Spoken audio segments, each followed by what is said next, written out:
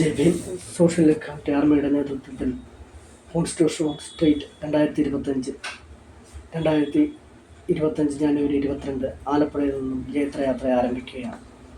Indian ഭരണഘടനയുടെ ഇന്ത്യയിലെ ജനങ്ങളെ മനസ്സിലാക്കുന്നതിന് വേണ്ടി ഈ നടത്തുന്ന ജൈത്രയാത്രയിൽ എല്ലാ വ്യക്തികളോടും ആത്മാർത്ഥമായി പങ്കെടുക്കണമെന്ന് അഭ്യർത്ഥിക്കുക.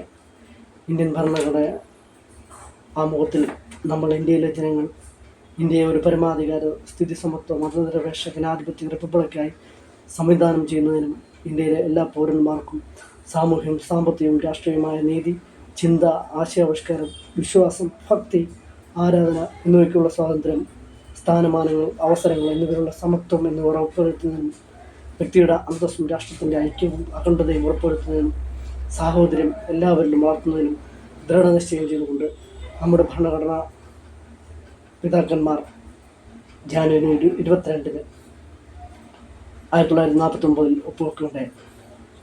ആ ഒപ്പുവെച്ച തീയതി ഓർമ്മപ്പെടുത്തിക്കൊണ്ട് നടത്തുന്ന കോൺസ്റ്റിറ്റ്യൂഷൻ സ്ട്രീറ്റ് പരിപാടിയിൽ എല്ലാ ജനങ്ങളും പങ്കെടുക്കണമെന്ന് അഭ്യർത്ഥിക്കുക.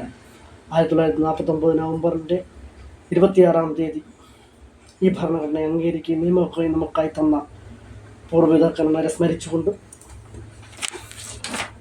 ഭരണഘടനയുടെ മൗലികത, സമത്വം, സ്വാതന്ത്ര്യം, സാഹോദര്യം, മതനിരപേക്ഷത, വ്യക്തിയുടെ അന്തസ്സ്, നീതി, രാഷ്ട്രം ഖനന ചെയ്തെടുക്കേണ്ടതല്ല എന്ന് ഓർമ്മിപ്പിച്ചുകൊണ്ട് നടത്തുന്ന ഈ ജൈത്രയാത്രയിൽ എല്ലാ വ്യക്തികളെയും ഒരിക്കൽ കൂടി സ്വാഗതം ചെയ്തുകൊണ്ട് ജയ് ഭീം, ജയ് ഇന്ത്യ.